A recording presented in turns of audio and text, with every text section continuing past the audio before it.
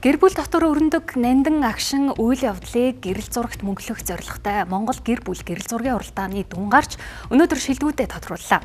Тодруулах юм бол гэрэл зураг сонирхогч Найрамдалмаагийн аав ээжийн 9 эрдэнэ бүтээлээрээ тус уралдааны сонирхогчдын төрөлд дид байр эзэлсэн юм.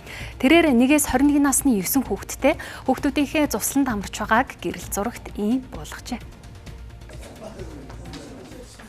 Ер нь бол ээжүүд болгон зурагчид байдаг. Гэр бүлдээ зурагчид байдаг шүү дээ. Хүүхдүүдийнхээ хөгжилтэй агшин, хүүхдүүдийнхээ амжилт болгоныг аль болох одоо зургийг буулгаж авах гэж яарж байдаг. Тэгээд энэ болохоор бид хэдийн энэ үйл агаарт гарч явахдаа авсан зураг байгаа. Нөгөө хойно зослон дээрээ авсан зураг. Зүгээр л манай гэр бүлийн л нэг агшин л гэсэн үг. Тийм. Тэгээд нөгөө олон хүүхэдтэй гэр бүлийн төлөөлөлөд энэ уралдаанд оролцоод тэгээд шагналт байр эзэлсэндээ айгу баяртай байгаа. Мөн Гама агентлагийн гэрэл зурагчин Занданбат Хөвсгөл аймгийн Эренчин Лумп сумын цэцэрлэгийн хүүхдүүд чаргаар гэрлүүгээ харж байгаа агшныг буулгажээ. Тус цэцэрлэг тарлаа бүтээл нь уралдааны мэргэжлийн төрөлд 3 дугаар байр эзэлсэн юм а.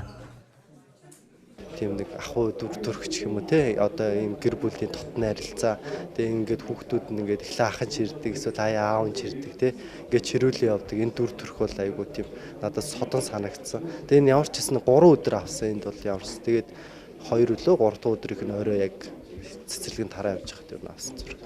Гэр бүлийн халуун дулаан харилцаа амьдралын хорон мөрийг харуулсан Монгол гэр бүл гэрэл зургийн уралдаанд Улаанбаатар, Тархуул, Ховд, Говьалтай, Дорнод, Хөвсгөл, Дорноговь зэрэг аймгийн нийт 50 гаруй гэрэл зурагчин 200 гаруй бүтээлээрээ оролцсон.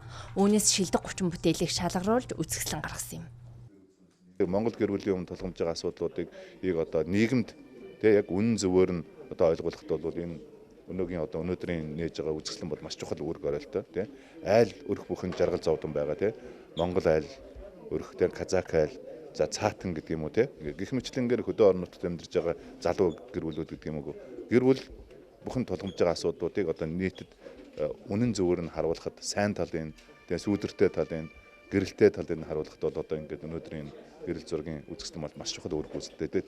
Уралдааны сонирхогчдын төрлийн тэргуун байранд шалгарсан Батбаяр нь Говьалтай аймгаас мэргэжлийн төрлийн 2 дугаар байрт шалгарсан Мөнх Чулуун Дундговь аймгаас оролцсон. Монгол гэр бүл гэрэл зургийн үзэсгэлэн 7 хоногийн хугацаанд олон нийтийн хүртэл болох юм а. Тус уралдааныг Монгол улсад хүүхдийн байгууллага үүсэж хөгжсөний 100 жилийн хүрээнд гэр бүл хөдөлмөр нийгмийн хамгааллын яам, Монголын гэрэл зурагчдын нэгдсэн холбоо, эмэгтэй гэрэл зурагчдын бүсгүй мэлмиг клубтэй хамтран зохион байгууллаа. За энэ хүн гэрэл зурагч бүсгүй